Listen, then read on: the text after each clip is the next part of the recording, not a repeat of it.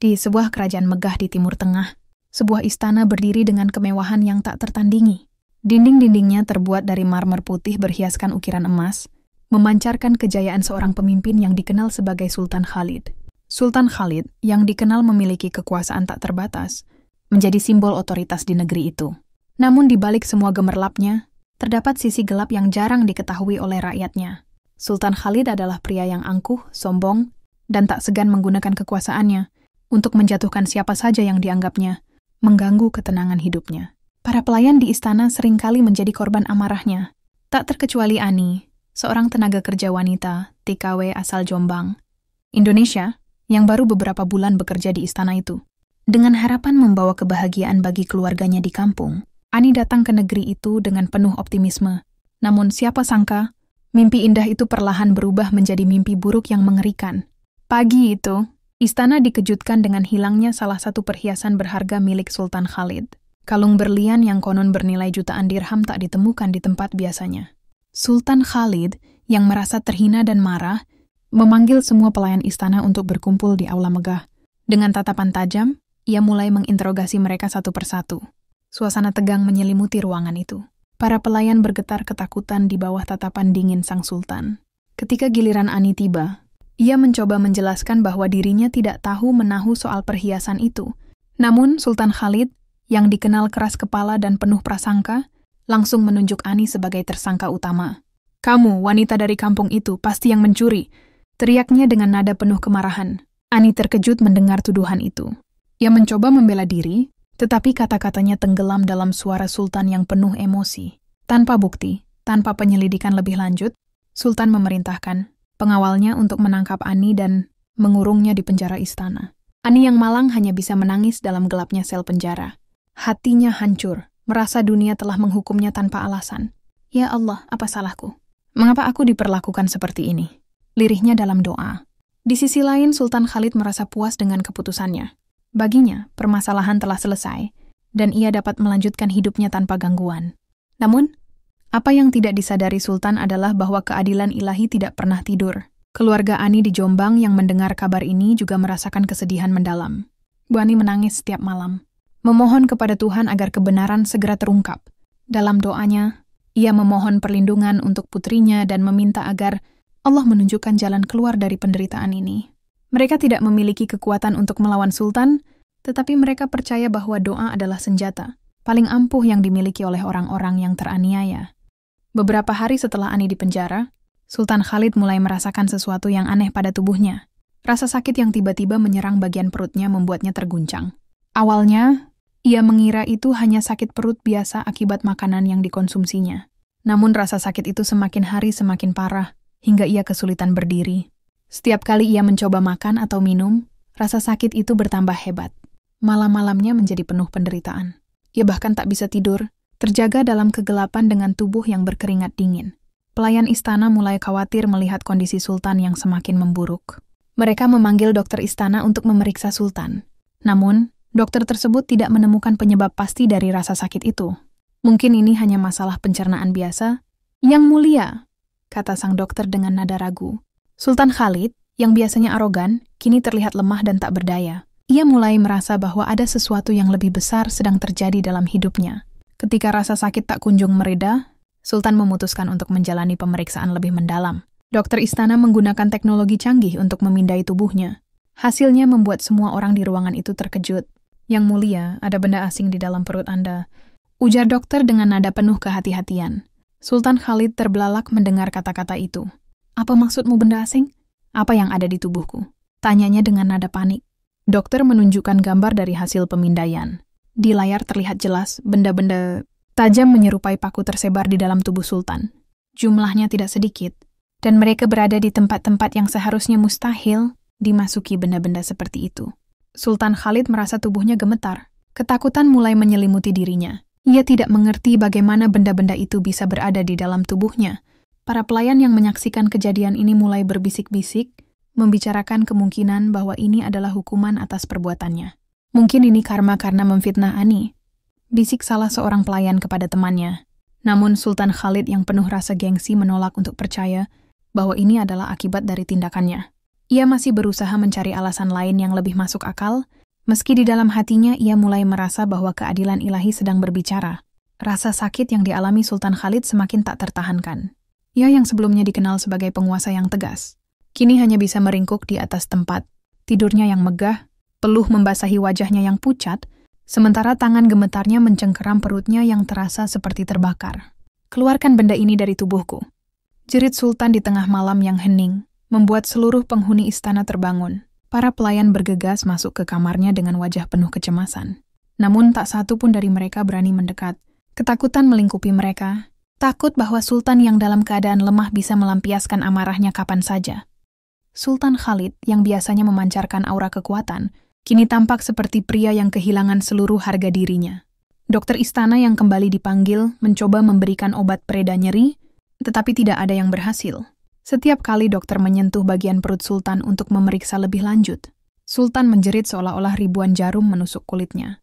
"Ini bukan penyakit biasa, Yang Mulia," kata sang dokter dengan nada serius. Sultan Khalid yang kesakitan hanya bisa mengerang. Lalu apa? Apakah ini kutukan? Dokter tidak menjawab, hanya memberikan tatapan penuh ketakutan. Pada saat itu, seorang pelayan tua yang telah bekerja di istana selama puluhan tahun memberanikan diri berbicara. "Yang Mulia," katanya dengan suara lirih, "mungkin ini adalah tanda bahwa Anda harus memohon ampunan kepada Allah. Karma dari perbuatan buruk tidak pernah jauh." Kata-kata itu membuat Sultan marah besar, tetapi rasa sakit yang tak tertahankan menghalanginya untuk mengeluarkan amarahnya seperti biasa. Ia hanya bisa memelototi pelayan tua itu, lalu kembali berteriak memerintahkan dokter untuk menyembuhkannya. Ketika fajar menyingsing, Sultan memutuskan untuk menjalani pemeriksaan lebih menyeluruh. Dokter membawa alat pemindai ke kamar Sultan untuk melihat apa yang sebenarnya terjadi di dalam tubuhnya. Ketegangan melingkupi ruangan itu. Dokter dengan hati-hati memindai perut Sultan, sementara para pelayan berdiri di sudut, saling berbisik dengan wajah penuh kekhawatiran. Gambar hasil pemindaian muncul di layar, membuat semua orang di ruangan itu terdiam seketika. "Apa ini?" tanya Sultan dengan nada panik. Di layar terlihat puluhan benda tajam menyerupai paku yang tersebar di dalam tubuhnya, terutama di area perut dan dada. "Yang Mulia," ujar dokter dengan nada penuh kehati-hatian, "ada benda asing di tubuh Anda. Ini tidak mungkin terjadi secara alami." Kata-kata itu membuat Sultan Khalid terdiam. Ia merasa tubuhnya gemetar, bukan hanya karena rasa sakit, tetapi juga karena ketakutan yang merambat ke dalam hatinya. Berita tentang kondisi Sultan dengan cepat menyebar di seluruh istana. Para pelayan mulai berspekulasi tentang apa yang sebenarnya terjadi. Mungkin ini karma atas perbuatannya terhadap Ani. Bisik seorang pelayan perempuan kepada temannya. "Aku dengar dia memfitnah Ani mencuri tanpa bukti." Sekarang dia mendapatkan balasannya. Suasana istana menjadi penuh ketegangan. Para ulama pun dipanggil untuk memberikan pandangan spiritual atas fenomena yang menimpa Sultan. Salah seorang ulama terkenal, Syekh Ibrahim, tiba di istana dengan membawa kitab sucinya. Setelah mendengar penjelasan dokter dan melihat kondisi Sultan, Syekh Ibrahim berbicara dengan penuh kebijaksanaan.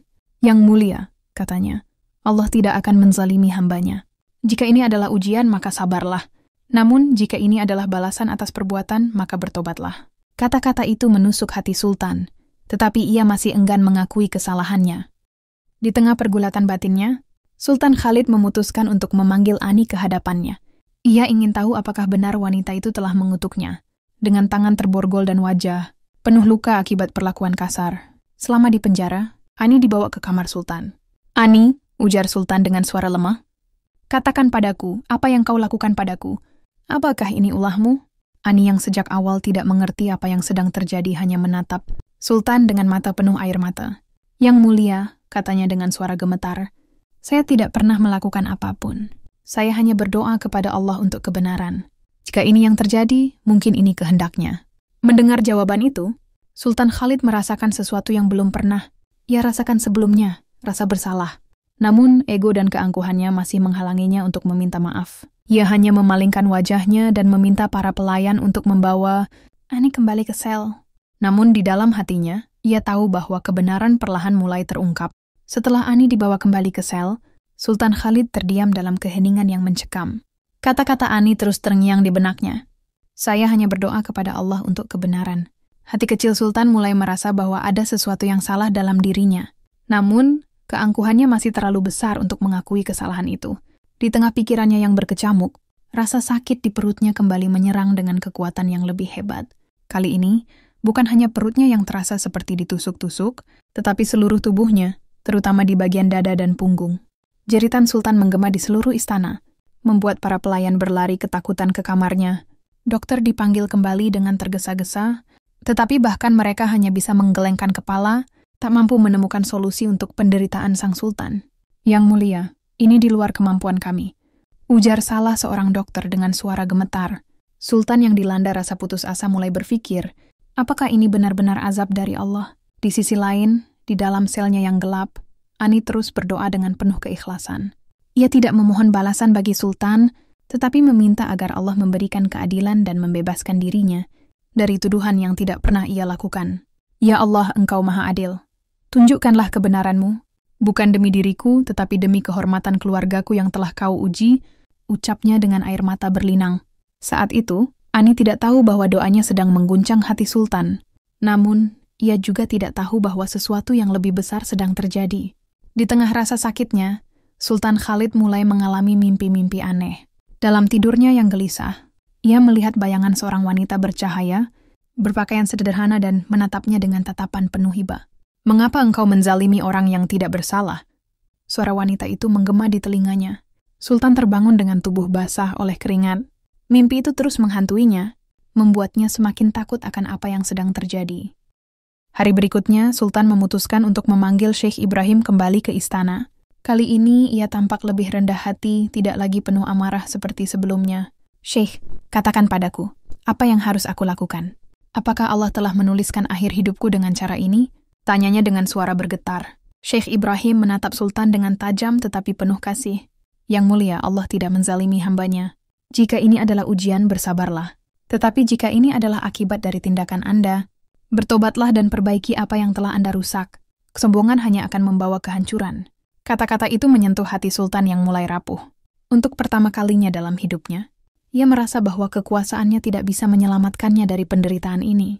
Ia mulai merenungi semua perbuatannya, terutama apa yang telah ia lakukan terhadap Ani. Apakah mungkin Allah benar-benar sedang menunjukkan kekuasaannya melalui rasa sakit ini? Sultan memutuskan untuk melakukan sesuatu yang belum pernah ia lakukan sebelumnya, memohon maaf. Ia memanggil semua pelayan istana, para dokter, dan Syekh Ibrahim ke ruang utama. Dengan suara serak dan wajah yang penuh penderitaan, ia berkata, "Wow, telah berbuat salah. Aku telah menzalimi seseorang yang tidak bersalah. Ani adalah korban dari kesombongan dan amarahku. Aku memohon ampun kepada Allah dan kepada kalian semua atas kesalahanku." Suasana di ruangan itu menjadi hening. Para pelayan yang selama ini takut kepada Sultan terkejut melihat perubahan yang terjadi pada dirinya. Syekh Ibrahim tersenyum tipis, tetapi ia tahu bahwa permintaan maaf ini belum cukup. "Yang mulia," ujar Syekh, "Allah adalah Maha Pengampun, tetapi Anda juga harus memperbaiki kesalahan Anda dengan tindakan nyata. Bebaskan Ani dan bersujudlah kepada Allah sebagai tanda penyerahan diri Anda." Sultan Khalid dengan tubuh yang lemah mengangguk setuju. Ia memerintahkan agar Ani segera dibebaskan. Ani dibawa ke ruang utama istana, kali ini tanpa borgol di tangannya. Ia terlihat bingung tetapi juga lega. Ketika ia tiba, Sultan Khalid dengan susah payah berdiri dari kursinya. Wajahnya penuh rasa bersalah, dan dengan suara pelan ia berkata, "Ani, aku telah menzalimi dirimu. Aku telah memfitnahmu tanpa bukti. Aku memohon maaf atas apa yang telah kulakukan." Ani terdiam, tak percaya apa yang baru saja didengarnya. Air matanya mulai mengalir, tetapi bukan karena kebencian, melainkan karena kelegaan bahwa kebenaran akhirnya terungkap. "Yang mulia," jawab Ani dengan suara gemetar, "saya memaafkan Anda. Allah adalah saksi atas doa-doa saya selama ini."